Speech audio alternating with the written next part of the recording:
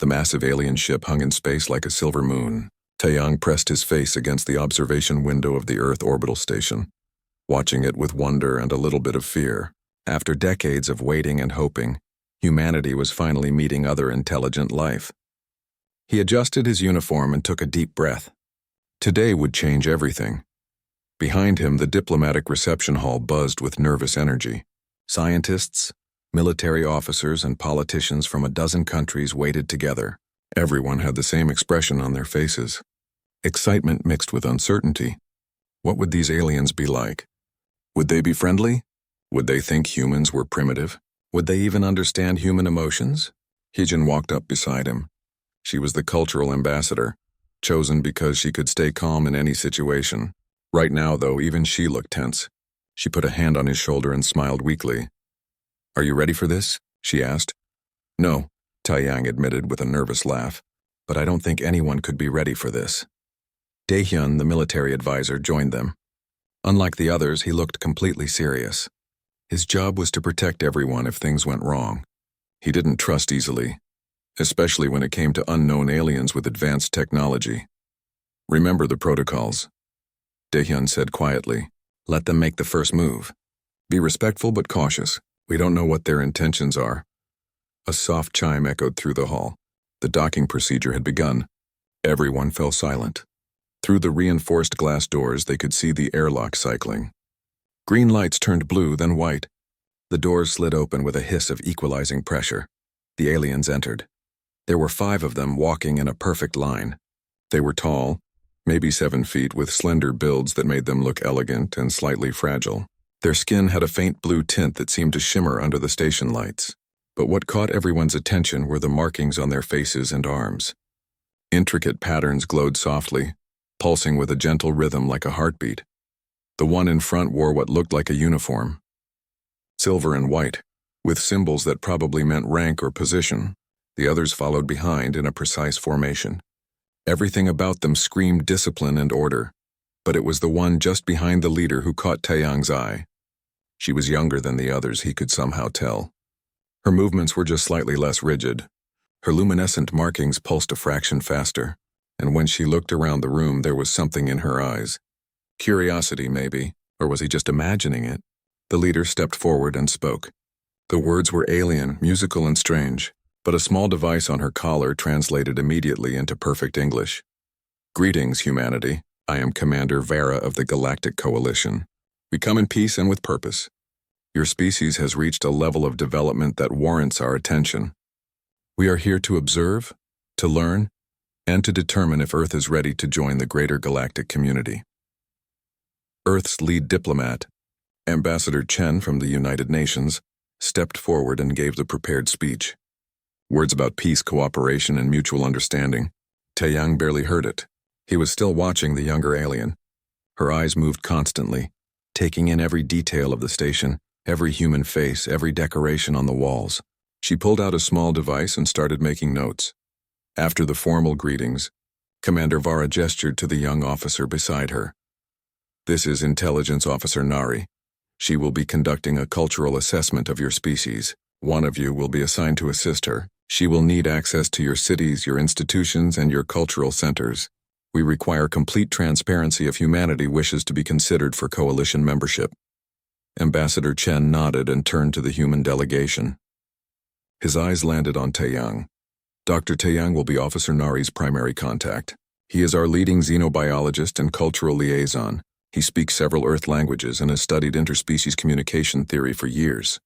Taeyang felt everyone's eyes turn to him. He stepped forward, trying to look confident. Nari turned to face him fully for the first time. Her eyes were large and almost completely black, with tiny flecks of light deep inside them like distant stars. There was no warmth in them, no recognition of him as a person, just cold assessment. He smiled anyway and extended his hand. It was a human gesture, one they had debated endlessly in preparation meetings. Would aliens understand it? Would they find it offensive? "Welcome to our home," Taeyang said warmly. "I'm honored to be your guide." Nari stared at his outstretched hand for a long moment. She tilted her head slightly like she was trying to solve a puzzle. Then she pulled out her device and made a note. She didn't take his hand. "Explain this gesture," she said. Her voice was flat, completely devoid of emotion. The translator made it sound almost robotic. Taeyang slowly lowered his hand, feeling awkward. He kept his smile in place, though it felt a bit forced now. It's called a handshake. It's a greeting, a way of showing respect and peaceful intentions. When two people shake hands, it's like saying we trust each other enough to touch, that we mean no harm. Nari made another note. Then she extended her own hand, mimicking his earlier gesture, but there was no understanding behind it. She was just copying the behavior she had observed. Taeyang took her hand gently. Her skin was cooler than human skin and smooth like polished stone. Her grip was precise but completely neutral. No warmth, no pressure that suggested feeling. It was like shaking hands with a very advanced robot. Interesting, Nari said, pulling her hand back immediately. Your species uses physical contact for communication. This seems inefficient. Words would convey the same information without the need for touching. Taeyang felt his smile falter for just a second. This was going to be harder than he thought. How do you explain humanity to someone who thinks in terms of pure efficiency? How do you describe feelings to someone who doesn't seem to have any? Over the next few hours, the coalition delegation was given a tour of the station. Nari walked beside Taeyang, constantly observing and taking notes. She asked questions about everything. Why did humans decorate their spaces with art? Why did people smile at each other in passing? Why was there music playing softly in the corridors? Every question revealed the same thing. The Valerians, as Nari's species was called, didn't understand anything that wasn't purely logical. Beauty, comfort, joy. These concepts seemed completely foreign to them. When they passed by the station's garden dome, Nari stopped. She stared through the transparent wall at the trees and flowers growing inside. Real plants brought from Earth and carefully maintained. Her luminescent markings pulsed slightly faster. Why do you grow decorative plants on a space station? She asked. They serve no functional purpose. They consume resources. This is highly illogical. Taeyang looked at the garden and smiled genuinely this time. This was something he could explain. They make us happy, he said simply. When people are far from home, seeing something living and growing reminds them of Earth. It gives them peace, hope. Beauty matters to us, even if it's not efficient. Nari turned to look at him. For the first time, something flickered in those dark eyes. Confusion, maybe, or the faintest hint of curiosity. Happy, she repeated slowly, like testing an unfamiliar word. Peace, hope, beauty. These are emotional concepts. My species eliminated such inefficiencies millennia ago. We found that emotions clouded judgment and slowed decision-making. You don't feel anything at all? Taeyang asked, genuinely surprised. No, Nari said. We exist in a state of pure logic. It is superior. But as she said it, her markings pulsed again, just for a moment. And Taeyang wondered if that was entirely true. That night, after the coalition delegation had returned to their ship, Taeyang sat in his quarters thinking about Nari. She was going to be his responsibility for the next 3 months. 3 months of trying to explain humanity to someone who had never felt joy or sorrow, someone who looked at art and saw only inefficiency, someone who couldn't understand why beauty mattered. It seemed impossible. But something about the way her markings had pulsed when she looked at the garden gave him hope. Maybe somewhere deep inside, Nari wasn't as emotionless as she believed. Maybe she could learn to understand humanity after all. And maybe, just maybe, he could help her find something her species had lost long ago. 2 weeks had passed since the coalition's arrival. Taeyang had spent nearly every day with Nari, taking her to different parts of the station and explaining human culture. It was exhausting work. Every simple thing required detailed explanation. Why did people laugh? Why did they hug when they met friends? Why did they cry at sad movies? Nari treated everything like a science experiment. She observed, took notes, and asked clinical questions. But Taeyang started noticing small changes. She watched people a little longer now. Sometimes her markings would pulse when she saw something interesting. And once, just once, he thought he saw her almost smile before catching herself. Today they were visiting the station's cultural center, a small museum that held artifacts from Earth. Paintings, sculptures, musical instruments, and books. Things that represented human achievement and creativity. Nari walked slowly through the exhibits, her dark eyes scanning everything. She stopped in front of a large painting. It showed a woman sitting by a window, sunlight falling across her face. The colors were rich and warm. The woman's expression was peaceful but sad at the same time. Explain this, Nari said, pointing at the painting. Taeyang stood beside her and looked at the familiar image. It was one of his favorites. It's a painting from the 17th century. The artist wanted to capture a quiet moment. The woman is alone, but she's not lonely. She's just existing in that space, thinking her own thoughts. The light represents hope, maybe. Or just the passage of time, but what is its purpose? Nari asked. It records nothing useful. It teaches no practical skill. Why did the artist spend time creating it? Taeyang thought about how to explain. It was so hard to put into words something that felt so natural to humans. Because it makes us feel something, he said finally. When I look at this painting, I feel calm, peaceful, maybe a little bit sad, but in a good way. Art isn't about being useful. It's about connecting with something deeper, about expressing what words can't say. Nari stared at the painting for a long time. Her markings pulsed slowly, almost rhythmically. Taeyang stayed quiet, letting her process.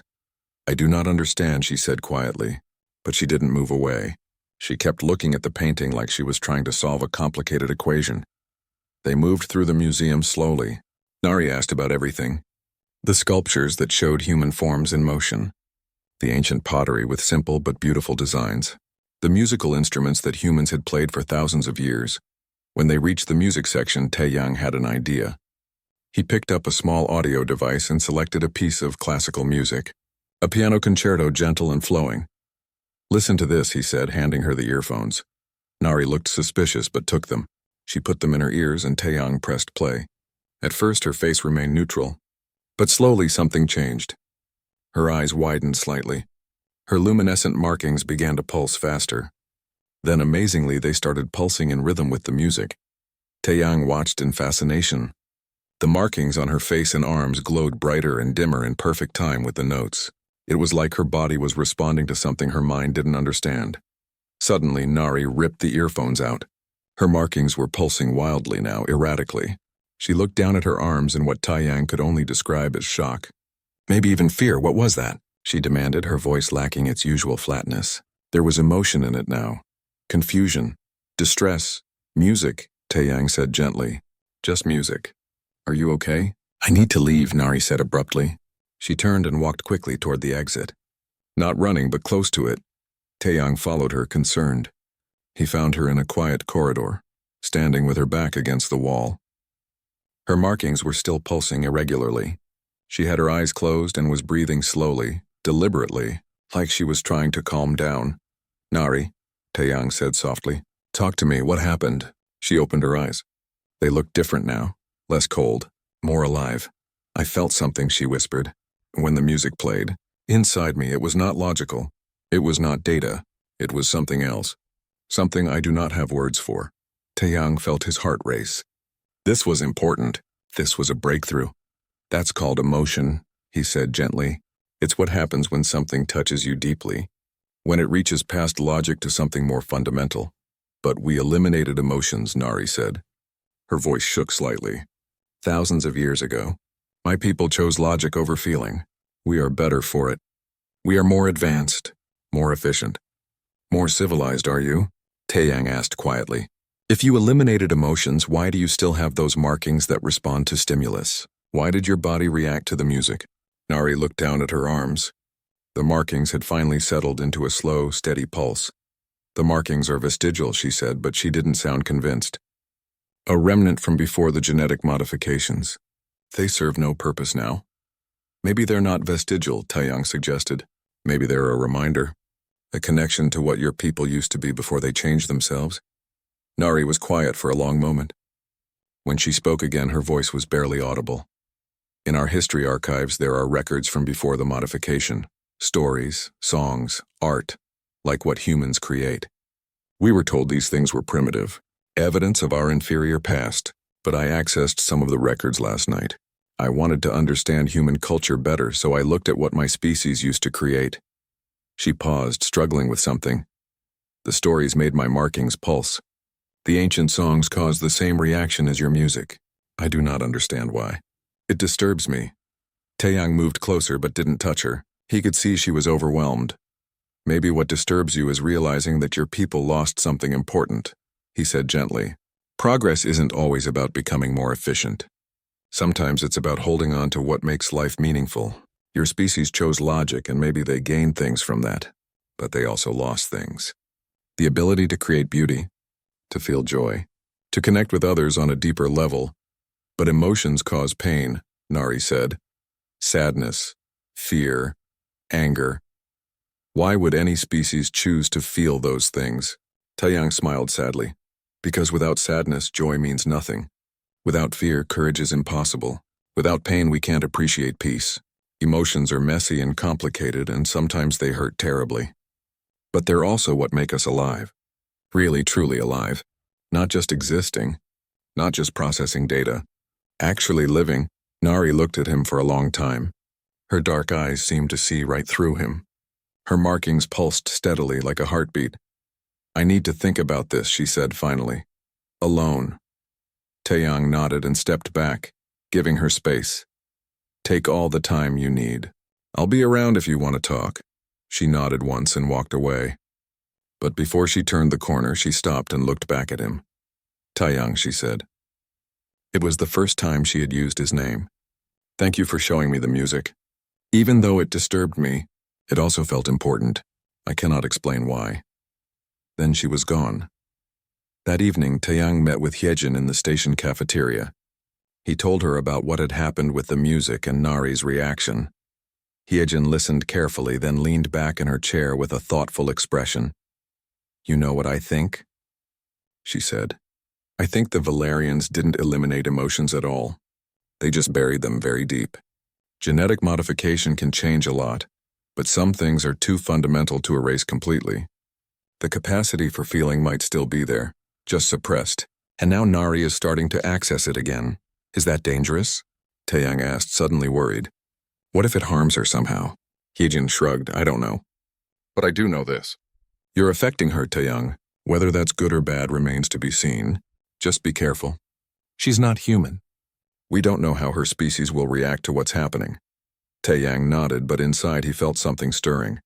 Worry, yes, but also hope, and something else he didn't want to name yet.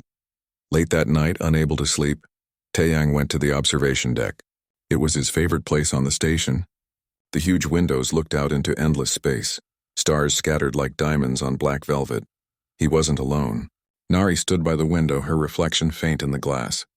Her markings glowed softly in the darkness. She was so still she might have been a statue.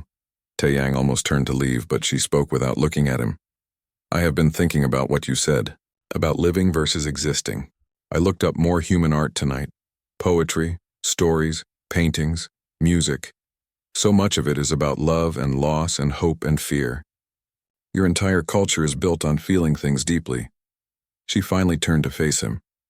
I think my species made a terrible mistake, she said softly. I think we gave up something precious in exchange for efficiency. And now we are efficient, yes, but we are also empty. Taeyang felt his breath catch. This was huge. This admission could change everything. You're not empty, he said. You're learning.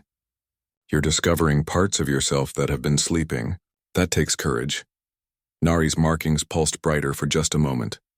Then she looked away, back out at the stars. I am afraid, she whispered. Is that an emotion? Fear? Yes, Taeyang said gently.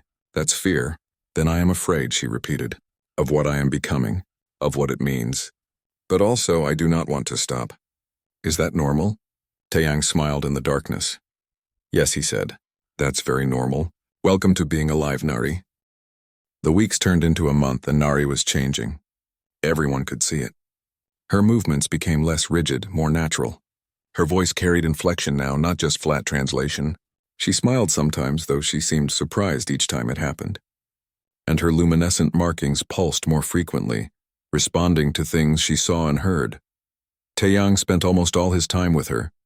They visited different parts of the station. They watched movies together. He taught her to cook simple human food. She was terrible at it, but she laughed when she burned the rice. Actually laughed. The sound was awkward and unpracticed, but it was real. One afternoon, they were in the recreation room. Taeyang was trying to teach her a simple card game. Nari kept winning because she could calculate probabilities instantly, but she was trying to pretend she couldn't. Trying to make it more fun, she said. The concept of deliberately doing something inefficiently just for enjoyment still puzzled her, but she was learning. A group of station workers came in, laughing and talking. They were celebrating someone's birthday. They had a cake with candles. When they started singing, Nari's head tilted, listening intently. Her markings began to pulse in rhythm with the simple melody. "Why do humans celebrate the anniversary of their birth?" she asked. "You are simply 1 year closer to death. This seems like a strange thing to be happy about." Taeyang smiled. "Because it's a reminder that we're alive, that we've made it another year, that we have people who care about us enough to celebrate with us. It's not about death. It's about life and connection." Nari watched the celebration quietly. One of the workers noticed her staring and waved her over. "Come have some cake," they called. Nari looked at Taeyang, uncertain. He nodded encouragingly. She stood and walked over slowly. The humans welcomed her warmly, cutting her a slice of cake and asking her questions about her homeworld. She answered carefully, but Taeyang could see her markings glowing brighter. She was pleased. Happy, even. Later, as they walked back through the corridors, Nari was quiet. Taeyang glanced at her. "Something?" "When they included me," she said slowly, "I felt something warm. Inside. Like the temperature increased, but only internally. Is that happiness?" "Yes," Taeyang said, his heart aching for her. "That's happiness. Feeling accepted. Feeling like you belong. I like it," Nari admitted, "but it also makes me sad. Because my people do not have this. We do not celebrate together. We do not include each other warmly. We simply exist alongside one another, efficiently, alone." Taeyang wanted to reach out and comfort her, but he held back. Their relationship was still professional. Mostly professional, though lately he had been thinking about her constantly. The way her markings lit up when she discovered something new, the sound of her laugh, rare and precious, the intelligence in her eyes that was growing warmer each day. He was falling for her. He knew it, and it terrified him. Hyejin had noticed. She pulled him aside one evening after Nari had returned to the coalition ship. "You have feelings for her," Hyejin said. It wasn't a question. Taeyang didn't deny it. "Is it that obvious?" "To me, yes. To her? I don't know. She's still learning how to read emotions. But Taeyang, you need to be careful. This isn't just complicated because she's an alien. It's complicated because she's changing in ways her people might not accept. If they find out she's developing emotions, they might take her away. Force her back to how she was." Taeyang felt cold fear grip his chest. "Can they do that?" "I don't know. But I know her reports have been getting more and more subjective, more emotional. Someone in the coalition must be reviewing them. If they are, they'll see what's happening to her."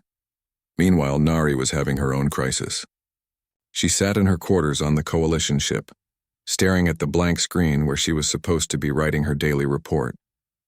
Her markings pulsed irregularly, reflecting her inner turmoil. How could she report what she was experiencing? How could she explain in logical terms that she looked forward to seeing Taeyang each morning? That his smile made her markings pulse faster? That she thought about him when she was alone, replaying conversations and wondering what he was doing? These were not observations. These were feelings. And feelings were dangerous. She forced herself to write something neutral. Humans continue to demonstrate strong emotional bonds. Their decision-making is heavily influenced by these emotional connections. Cultural assessment ongoing. But the words felt hollow. They didn't capture what she was really learning, what she was really feeling. The next day, there was a diplomatic dinner, a formal event with representatives from both Earth and the Coalition. Nari attended in her full dress uniform, looking elegant and distant. But when she saw Taeyang across the room, her markings betrayed her. They flared bright for just a moment before she controlled them. Taeyang wore a traditional suit, dark and formal. He looked handsome. That was the word, wasn't it? Handsome. She was learning human words for describing how people looked. Beautiful, attractive, appealing. All words that meant something beyond just physical data. All words that implied feeling. During dinner, they sat near each other, but not together. Protocol demanded separation. But Nari found herself listening for his voice in the conversations around her, watching him from the corner of her eye, feeling pleased when he laughed at someone's joke, feeling an uncomfortable sensation when he talked with a female human diplomat who touched his arm. That sensation confused her. It was sharp and unpleasant. It made her want to interrupt their conversation, to remind that human that Taeyang was her guide, her friend, her something. Later, she searched the human database. The feeling she had experienced was called jealousy, an emotion that arose when you wanted someone's attention or affection for yourself, when you felt threatened by someone else's connection to a person you cared about. A person you cared about. The phrase stopped her. She cared about Taeyang. That was what she was feeling. Care, affection, maybe even something deeper that she didn't have a name for yet. The realization terrified her. After dinner, there was an accident. A minor one, but it changed everything.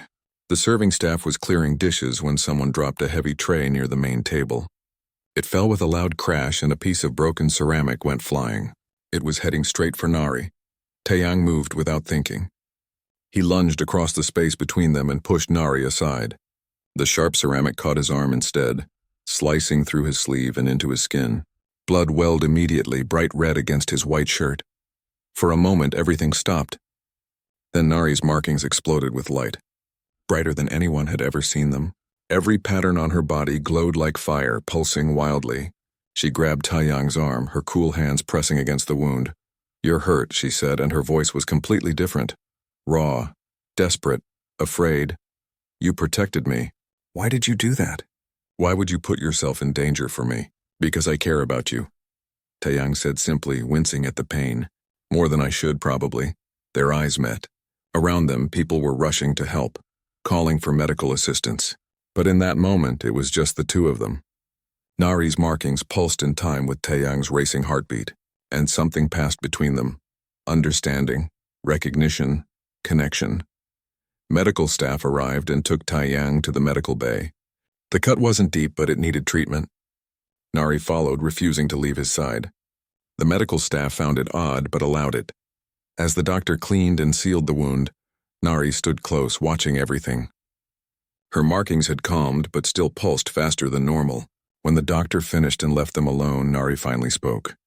"When I saw the blood," she said quietly, "I felt something terrible. Like my processing systems were failing. Like everything was wrong. I have been reading about human emotions, trying to understand. I think what I felt was fear. Not for myself, for you. Fear that you were badly hurt. Fear that you might be seriously injured. Fear that I might lose you." She looked at him, her dark eyes shining with something new. "Tears, were those tears? I do not want to lose you, Taeyang. I do not want to stop seeing you every day. I do not want to go back to my ship and my reports and my empty existence. I want to stay here with you, with humans who feel things and celebrate and laugh and cry. I want to feel things too. I am feeling things. And it is wonderful and terrible, and I do not know what to do." Taeyang reached out slowly and took her hand. She didn't pull away. Instead, she held on tight like he was her anchor in a storm. "You don't have to do anything," he said softly. "Just feel, just be. Let yourself experience it all. The good and the bad. The joy and the fear. That's what it means to be alive. But my people," Nari whispered, "if they know what is happening to me, they will take me back. They will fix me. They will make me like I was before. And I cannot go back. I cannot return to feeling nothing. Not now that I know what this is like." "Then don't tell them," Taeyang said. "Keep writing neutral reports. Act professional when you're around other coalition members. But when you're with me, let yourself feel. Let yourself be whoever you're becoming." Nari nodded, but fear flickered across her face. They both knew it couldn't last. The deception would be discovered eventually. Her markings responded too obviously to her emotions now. Her voice carried too much feeling. Her reports, no matter how carefully worded, revealed the truth. Time was running out, and neither of them knew what would happen when it did. That night, Nari didn't return to the message arrived 3 days after the incident. An official communication from Coalition Command directly to Nari. She read it in her quarters, and her markings dimmed almost to nothing. That was her species' version of going pale with shock. Commander Vera wanted to see her immediately. There had been concerns about her reports, about her behavior, about the incident at the diplomatic dinner where her emotional response had been witnessed by multiple coalition officers. They wanted an explanation. Nari sat alone for a long time, the communication screen glowing in the darkness. She knew this moment would come. Part of her had been waiting for it, dreading it. But knowing it was coming didn't make it easier. She met with Commander Vara the next morning. The meeting room was cold and clinical. just like the commander's expression. Vara stood with perfect posture, her hands clasped behind her back, her markings barely visible against her skin. The mark of perfect emotional control. Officer Nari, Vara began without preamble, your recent reports have been reviewed by our psychological assessment team. They have noted significant deviations from standard observational protocols. Your language has become increasingly subjective. You use emotional descriptors. You express opinions rather than facts. This is concerning. Nari stood at attention, trying to keep her markings under control, but they pulsed anyway, betraying her anxiety. I am trying to provide comprehensive cultural analysis, Commander. Human behavior cannot be properly documented without reference to their emotional states. Vara's eyes narrowed slightly. That is true, but you are not simply referencing their emotions. You are experiencing them yourself. At the diplomatic dinner, you displayed fear and distress when the human was injured. These are not appropriate responses for a coalition officer. These are signs of contamination.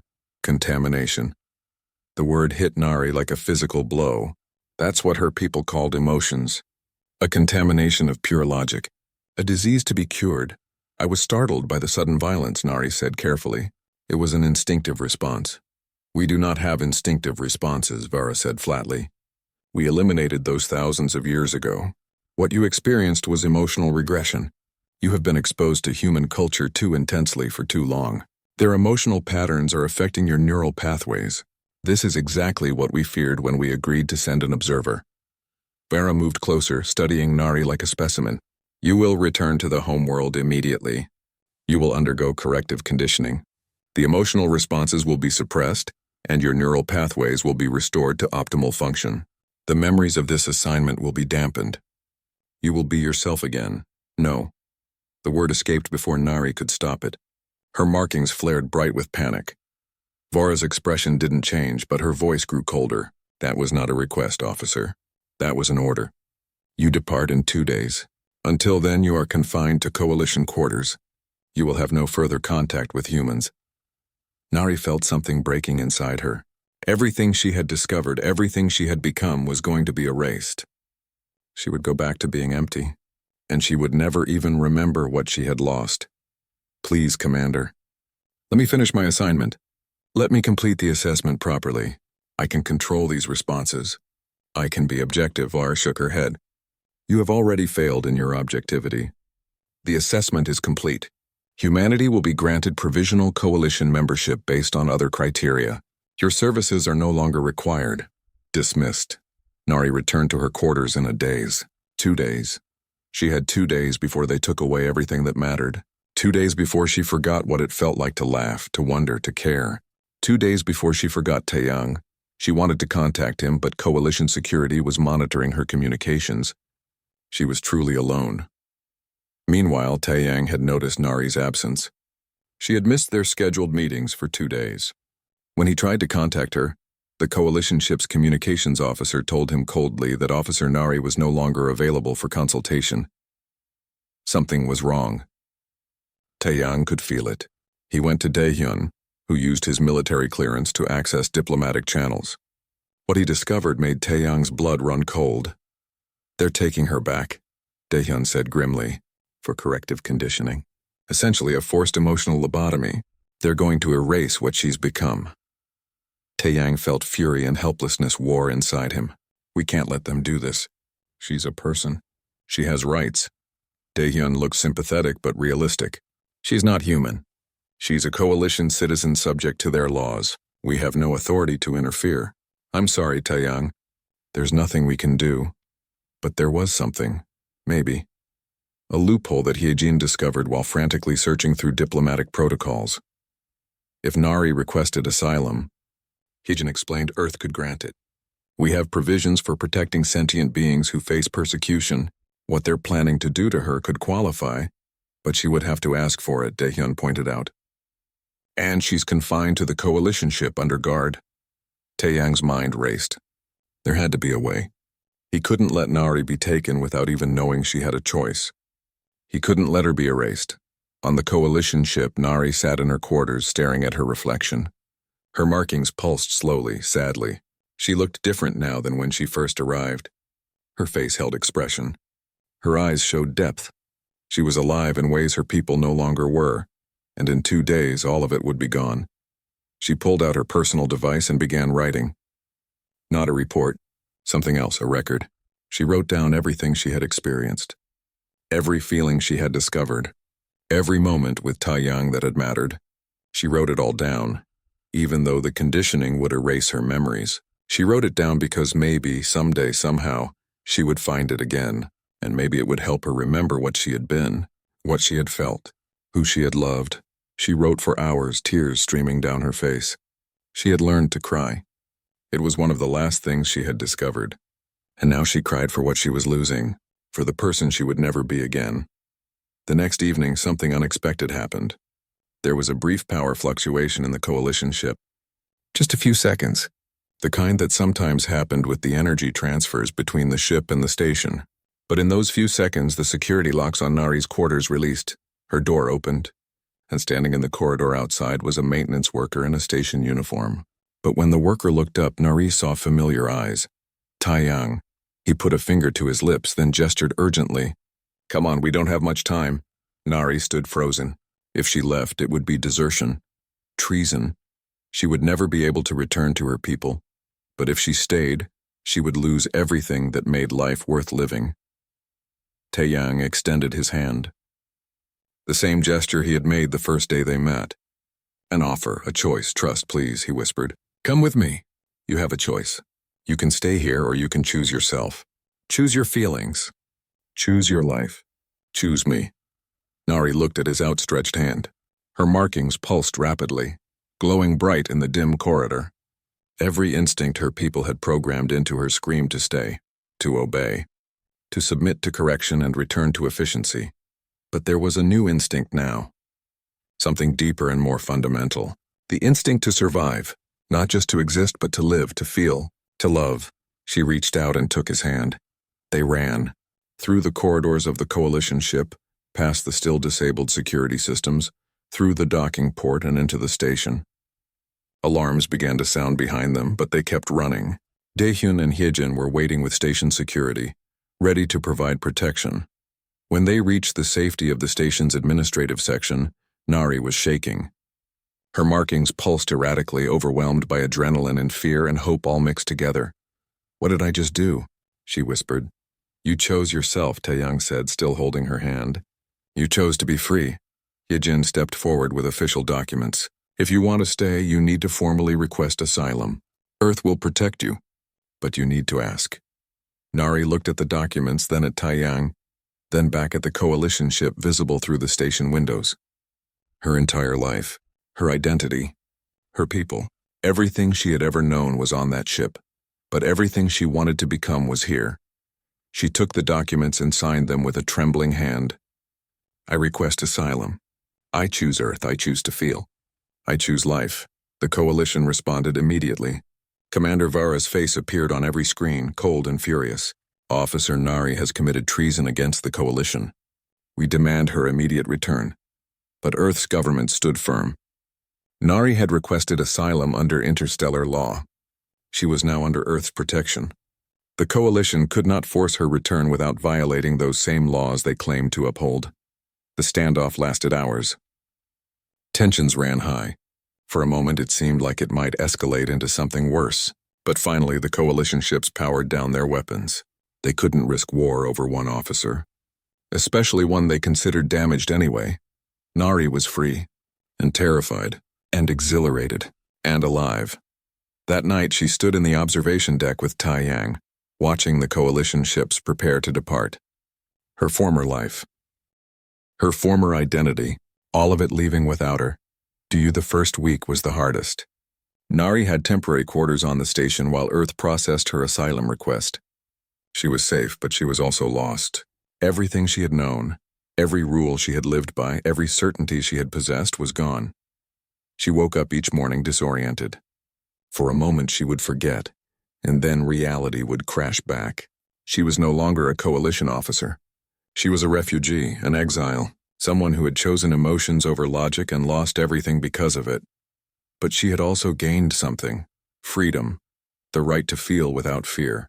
And Taiyang, he visited her every day, brought her food she was learning to enjoy, showed her human entertainment that made her laugh or cry or both, sat with her when the panic attacks came, when the weight of what she had done crashed down on her. He never pushed her to talk about her feelings. He just stayed, present, patient. There. One evening, 2 weeks after her defection, Taeyang found her in the observation deck. It had become her favorite place. She spent hours there, watching the stars and thinking, trying to figure out who she was now that she was no longer who she had been. She heard him approach but didn't turn around. Her markings pulsed gently in the darkness, reflecting off the glass. "How do you do it?" she asked quietly. "Do what?" "Live with so much feeling. Every day is overwhelming. Joy and sorrow and fear and hope all mixed together. How do humans manage it? How do you not drown in it all?" Taeyang came to stand beside her, looking out at the same view. "We learn from childhood. We grow up with emotions as part of our reality. For you, it's all new, all at once. That makes it harder, but it will get easier. You'll learn to ride the waves instead of being pulled under by them." Nari was quiet for a moment, her markings pulsing faster. "There is one feeling I do not understand. It is the strongest one. The one that made me run from the coalition ship. The one that makes me look for you every morning. The one that hurts and heals at the same time. I have been reading about human emotions, trying to identify it, but I need to know for certain. I need you to tell me." She finally turned to face him. Her eyes were bright with unshed tears. Her markings glowed intensely, pulsing in time with her rapid heartbeat. "When I see you smile, I feel warm inside. When you are sad, I ache. When you were injured, I felt terror so intense I could not think. When you are near me, everything is better. When you are away, I feel incomplete. I think about you constantly. I want to be near you always. I want to make you happy. I want you to make me happy. I want to share everything with you. Every thought, every moment, every breath." Her voice dropped to barely a whisper. "Human, I want you. Not in a clinical way. Not as a research subject or a cultural guide. I want you. All of you. Forever. I cannot take it anymore. Pretending this is just friendship. Pretending I do not feel what I feel. Tell me what this is, please." Taeyang felt his heart stop, then start again, racing. He had hoped, dreamed. But hearing it said out loud was different, real. Overwhelming. "That's love," he said softly. "What you're describing is love." Nari's markings flared brilliantly, then settled into a steady, strong glow. "Love." She tested the word. "I love you. Is that correct?" "I love you, Taeyang." "Yes," he said, his own voice shaking now. "That's correct. And Nari, I love you too. I have for a while now. I just didn't know if you could feel the same way. If your species was even capable of this kind of feeling." Nari laughed, a sound of pure joy mixed with tears. "I did not know either. But I am. I am capable of love. Because I love you. I love you so much it terrifies me. My people engineered emotions away, but they did not succeed completely. They only buried them, and you helped me dig them up. You showed me what it means to be alive. Truly alive." Taeyang reached out slowly, giving her time to pull away if she wanted. But she didn't. She stepped closer. He cupped her face gently in his hands. Her skin was cool and smooth, and her markings pulsed against his palms like a living heartbeat. "I don't know how this works," she whispered. "What comes next? How to love someone? My people do not have relationships like humans do. We'll figure it out together." Taeyang promised. "There's no rule book for this. No protocol. We just have to feel our way through it. Trust each other. Be honest. Learn together," Nari smiled. It was easier now, the smile. More natural. She had been practicing feeling for weeks, and it was starting to come more naturally. "I like that. Learning together. Feeling together. Being together." He pulled her close, wrapping his arms around her. She stiffened for just a moment, unfamiliar with the gesture, then relaxed into the embrace. This was a hug. She had read about them. Physical contact used to express affection and comfort. She had seen humans do it countless times, but never experienced it herself. It was wonderful. Warm and safe and right. Her markings glowed softly against his shoulder, pulsing in rhythm with both their heartbeats now. 2 different species. 2 different hearts. Beating together. They stood there for a long time, holding each other in the darkness, stars wheeling past the windows. Neither spoke. Words weren't necessary. They communicated in the language of touch, of presence, of shared breath and beating hearts. Finally, Nari pulled back just enough to look at him. I need to tell you something else. Something important. What? I am afraid. Not of you, not of my feelings. I am afraid of what might still happen. The coalition may try to take me back. Earth may decide I am too much trouble. The political situation may change. There are so many unknowns, so many ways this could end badly. She touched his face gently, her cool fingers tracing his features. But I am more afraid of never having tried, of living safely but emptily. I would rather have this moment, this feeling, this love, even if it only lasts a short time, than live forever without it. That is what humans taught me. That love is worth the risk. That feeling is worth the pain. That being alive is worth the fear of losing it. Taeyang felt tears sting his eyes. She understood. She truly understood what it meant to be human, not the biological definition, but the philosophical one. To choose feeling over safety, to choose connection over isolation, to choose love even knowing it could break you. You're right, he said. We can't know what will happen. But we have now. We have this moment. And we have each other. That's enough, is it? Nari asked. Is love enough? Taeyang smiled. Love is never enough by itself. Love also requires courage, trust, patience, understanding, hard work. But love is the foundation. Everything else builds on that. And yes, I think what we have is enough to start with. The rest we can figure out as we go. Nari nodded slowly. Then I choose this. I choose you. I choose to try. Even knowing it might fail. Even knowing it will be difficult. I choose love over logic, feeling over efficiency. You over everything, and I choose you, Taeyang said. Every time, always, they kissed then. A first kiss. Tentative and gentle and perfect. Nari's markings blazed with light, so bright they could probably be seen from the coalition ship still orbiting nearby. Let them see, she thought. Let them know what they lost when they tried to eliminate emotions. Let them see what she had found. When they finally pulled apart, both were smiling. Nari's markings had settled into a warm, steady glow. She looked radiant, happy, alive. Is this what humans call happiness? She asked. This feeling? Like everything is right even though nothing has really changed? Like the universe makes sense even though it is still chaotic? Like being complete even though you are still yourself? Yes, Taeyang laughed. That's exactly what happiness is. Welcome to it. You're going to love it here. Nari laughed with him, the sound free and genuine. I already do. I already love it. I already love everything. I love being alive. I love feeling. I love this moment. I love you. Is it normal to feel this much at once? Completely normal, Taeyang assured her. That's how it works. When you open yourself to feeling, you feel everything. The good, the bad, the overwhelming, the subtle. All of it. That's what makes life rich. That's what makes it worth living. Then I am grateful. Grateful to you for showing me this. Grateful to humanity for teaching me what my people forgot. Grateful to myself for having the courage to choose differently. Grateful for everything that led to this moment. They stayed in the observation deck until late into the night, talking and laughing and planning. Making promises they both hoped they could keep. Building dreams they both hoped would come true. Learning together what it meant to love and be loved. And for the first time since she had defected, Nari felt no regret. Only hope, only joy, only love. She had given up her old life. But she had gained something infinitely better. She had gained herself. And she had gained him.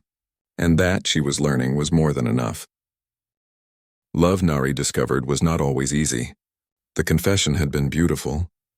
The first weeks together had been magical. But as time went on, reality set in. Being in love was wonderful. Living with love was complicated. She was still learning how to be a person with emotions. Some days were good. She would wake up happy, spend time with Taeyang, feel grateful for her new life. Other days were hard. The emotions would overwhelm her. She would feel everything too much. Anxiety about the future, guilt about leaving her people, fear that Taeyang would realize she was too different, too broken, too much work. One morning, 3 months after her defection, she woke up feeling heavy. Her markings barely pulsed. She didn't want to get out of bed. Didn't want to see anyone. Didn't want to feel anything. Taeyang found her still in her quarters late in the morning. He had been worried when she missed their usual breakfast. What's wrong? He asked gently, sitting on the edge of her bed. I do not know, Nari whispered. I feel sad. But there is no reason. Nothing bad has happened. I should be happy. I have you. I have freedom. I have a new life. But today everything feels dark and heavy. Why? Taeyang understood. Sometimes emotions don't need a reason. Sometimes you just feel sad. It's okay. It will pass. How long? I don't know. Hours, days, it's different every time. But it will pass. Trust me. Nari looked at him, her eyes dull. My people were right. Emotions are inefficient. They serve no purpose. They make me miserable for no reason. Taeyang shook his head. Emotions serve many purposes, even the sad ones. They tell us when something is wrong. They help us process difficult things. They make the happy moments more precious because we know they won't last forever. Yes, they can be painful, but they are also what make life meaningful. He lay down beside her, wrapping his arms around her. You don't have to understand it right now. You don't have to fix it, just let yourself feel it. I'm here. I'm not going anywhere. They lay together in silence for a long time. Gradually, Nari's markings began to pulse more steadily. The darkness lifted slightly. Not gone, but more manageable. His presence helped. Being held helped. Not being alone helped. This is also new, she said eventually, having someone to be sad with. My people do not comfort each other. We simply exist in isolation. But this having you here, it makes the sadness bearable. That's what love does, Taeyang said. It doesn't eliminate pain. It just means you don't have to face it alone. There were other challenges, too. Cultural differences that seemed small but mattered. Nari struggled with human concepts like privacy and personal space. She found human humor confusing. She didn't understand why people said things they didn't mean to be polite. She was too honest, too direct. It made some humans uncomfortable. At a gathering with Taeyang's friends, someone asked her how she liked living on the station. She answered truthfully, "Some days I like it very much. Other days I struggle. The food is strange. The social customs are confusing. I miss having clear protocols for every situation. Sometimes I wonder if I made a mistake leaving my people." The room went awkward and quiet.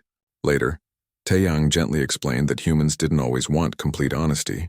Sometimes they asked questions just to be friendly, expecting positive answers. But that is dishonest, Nari protested. Why would I lie about my experience? It's not lying exactly. It's being diplomatic, kind, choosing your words to avoid hurting feelings. Nari frowned. But I was being honest. Is honesty hurtful? Sometimes, yes. Truth without kindness can be harsh. You have to find balance. Nari found this confusing and frustrating. Balance, nuance, reading between the lines. These were skills humans learned from childhood. She was trying to learn them as an adult. It was exhausting. They had their first real argument 6 months in. Taeyang had made plans without telling her. He was so used to his independent human life that he forgot Nari needed more communication. She felt abandoned and confused when he wasn't where she expected him to be. You should have told me, she said, her markings pulsing rapidly with distress. I did not know where you were. I thought something had happened. I was just having lunch with Daehyun. I didn't think I needed to report my every movement. Report? Nari's markings flared brighter. I do not want you to report. I want you to communicate. I am still learning how this world works. I need you to help me understand. When you disappear without explanation, I do not know if you are safe. I do not know if you are choosing to avoid me. I do not know what to think. Taeyang realized his mistake. You're right. I'm sorry. I'm still learning too. Learning how to be with someone who needs more communication than I'm used to giving. I'll do better. The argument resolved, but it highlighted the learning curve they both faced. They came from different worlds in more ways than one. Building a relationship required patience and effort from both sides. But there were beautiful moments too. Nari's first rain shower. She stood in it with her face turned up, laughing as water ran down her skin and made her markings shine. Taeyang watched her, falling in love all over again with her capacity for wonder. Their first trip to Earth together. Nari saw oceans and forests and cities. She tasted fresh fruit. She met Taeyang's family, who welcomed her with warmth despite their initial shock. His mother hugged her, and Nari cried because she had never experienced maternal affection before. The day Nari laughed so hard she couldn't breathe. They had been watching a comedy show and something struck her as incredibly funny. She laughed until her sides hurt, until tears streamed down her face, until her markings strobed like fireworks. Taeyang had never heard her laugh like that. It was the most beautiful sound in the world.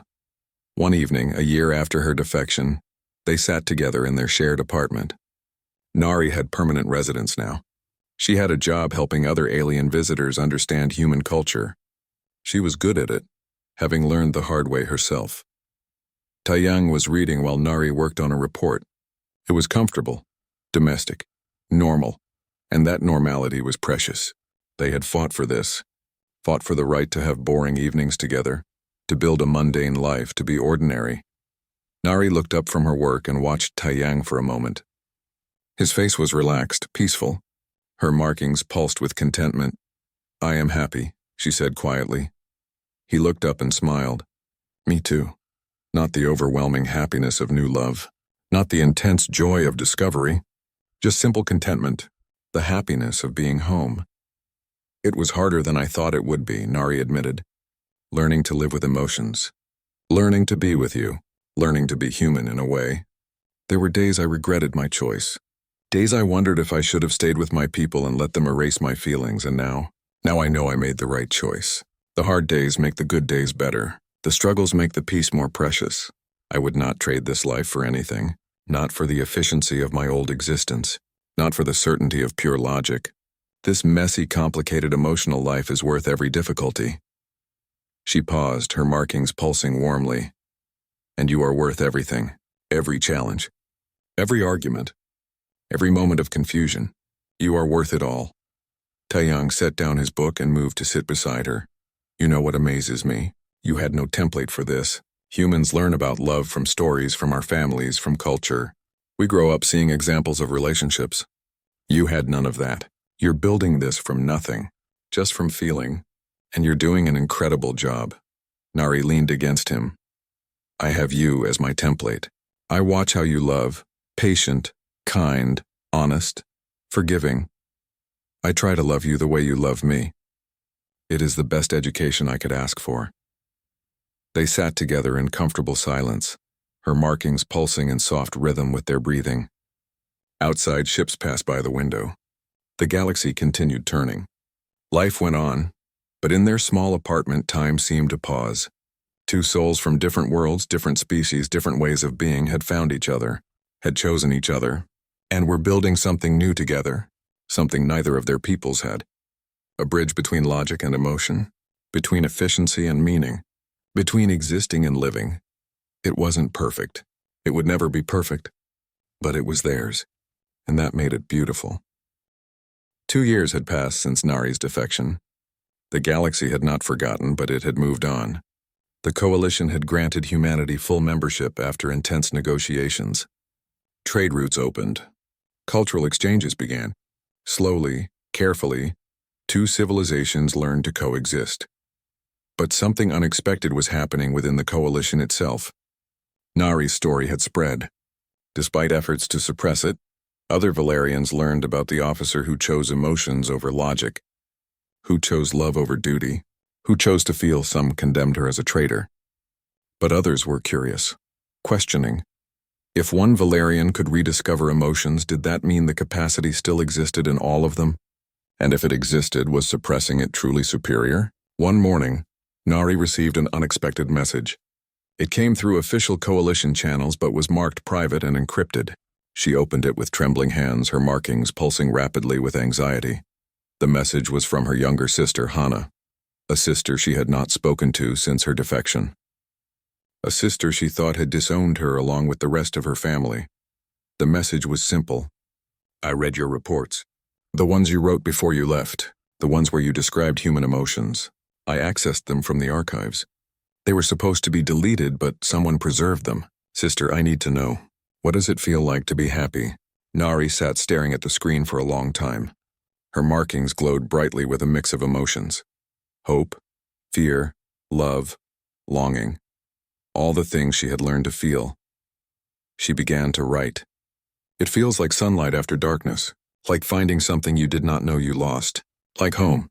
Even when you are far from where you started, it feels like being complete, like being truly yourself for the first time." She paused, then added, "It also feels terrifying, overwhelming, sometimes painful. But sister, it is worth every moment of fear. It is worth every difficulty, because being alive, truly alive, is more valuable than any amount of efficiency. Over the following months, more messages came. Not just from Hana, but from other young Valerians. They asked questions, shared doubts, admitted that sometimes when they looked at human art or listened to human music, their markings would pulse, that they felt stirrings of something they could not name. Nari answered every message. She became a secret correspondent, a bridge between two ways of being.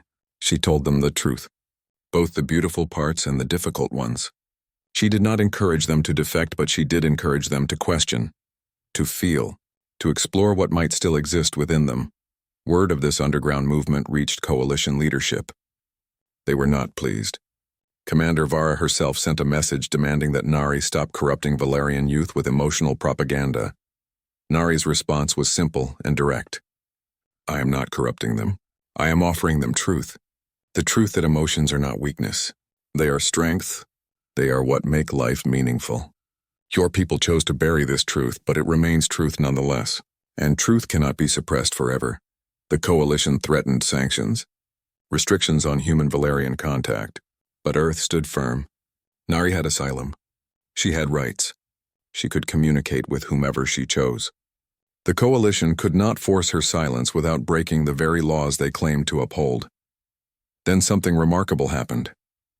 A small group of young Valerians requested transfer to Earth to study human culture. Official cultural exchange sanctioned by the coalition, but everyone knew the real reason. They wanted to learn what Nari had learned.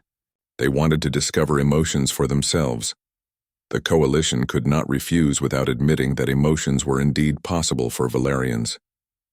That their genetic modifications had not eliminated the capacity, only suppressed it. So they granted permission, sending 12 young officers to Earth for a 6-month cultural immersion. Nari was asked to guide them, to teach them what she had learned, to show them what was possible. She stood in the reception hall waiting for them to arrive, Taeyang beside her. She was nervous. Her markings pulsed erratically. What if she could not help them? What if their experiences were different from hers? What if she led them down a path that brought only pain? Taeyang took her hand and squeezed gently. You will be wonderful. You are the perfect person to guide them. Because you remember what it was like to be where they are. You remember the fear and the confusion. And you can show them that it gets better, that it is worth it. The Valerian students arrived. 12 young faces trying to maintain the flat expressions of their people, but Nari could see the curiosity in their eyes. The way their markings pulsed just slightly faster than normal. They were already beginning to feel, even if they did not recognize it yet. Among them was Hana, her sister. They looked at each other across the room and something passed between them. Recognition, hope, love. Nari stepped forward and did something no Valerian would normally do. She smiled warmly, genuinely. A human gesture she had learned. A gesture that now felt natural. Welcome to Earth. Welcome to the beginning of your journey. I know you are afraid. I know you are uncertain. I was too. But I promise you this. What you discover here will change you. It will challenge everything you thought you knew about yourselves. And it will be the most important thing you ever do. Over the next 6 months, Nari worked with the students. She took them to museums and concerts. She taught them to cook and dance. She showed them movies that made them laugh and cry. She encouraged them to talk about what they were experiencing, and gradually, one by one, they began to change. Their markings started pulsing more freely. Their voices gained inflection. They smiled, laughed, cried. They discovered joy and sorrow, fear and courage, frustration and contentment. They discovered themselves. Not all of them chose to stay. Some returned to the coalition, taking their new understanding with them.